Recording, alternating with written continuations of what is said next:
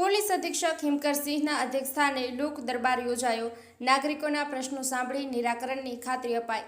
જેતપુર અને જેતપુરમાં પોલીસ અધિક્ષક શ્રી હિમકરસિંહના અધ્યક્ષસ્થાને એક લોક દરબારનું સફળતાપૂર્વક આયોજન કરવામાં આવ્યું હતું।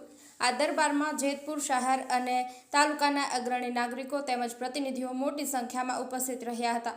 લોક દરબારનો મુખ્ય ઉદ્દેશ્ય નાગરિકોને સીધા પોલીસ વડા સમક્ષ પોતાના પ્રશ્નો અને રજૂઆતો રજૂ કરવાની તક પૂરી પાડવાનો હતો।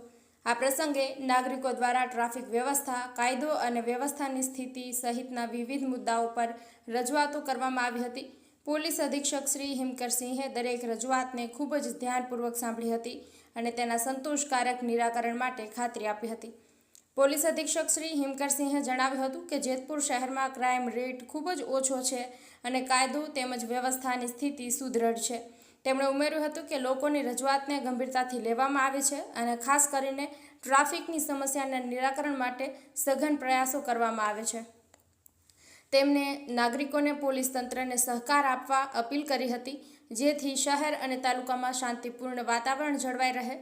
આ લોક દરબાર જેતપુર પોલીસ અને સ્થાનિક જનતા વચ્ચેના સંવાદને વધુ મજબૂત બનાવવામાં મદદરૂપ થયો હતો।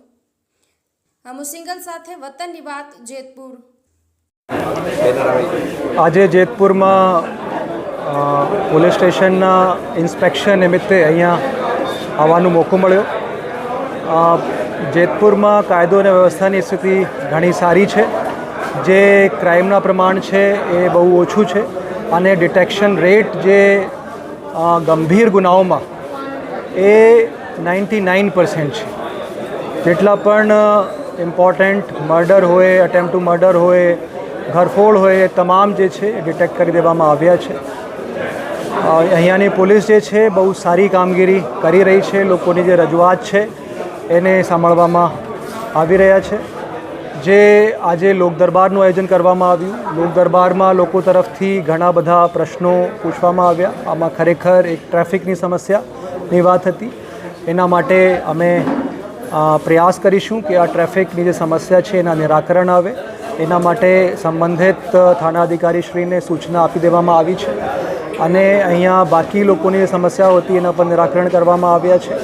અમારી પોલીસ જે છે 24 કલાક લોકોની સુરક્ષા માટે સદૈવ ઊભી છે અને કોઈ પણ સમસ્યા હોય તો તુરત જ 100 નંબર ઉપર પણ લોકો ફોન કરી શકે છે, મને ફોન કરી શકે છે અને પોલીસ સ્ટેશનમાં જઈને પણ પોતાની જે રજૂઆત છે એ નોંધાવી શકે છે।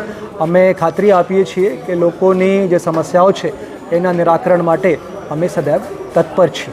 Thank you.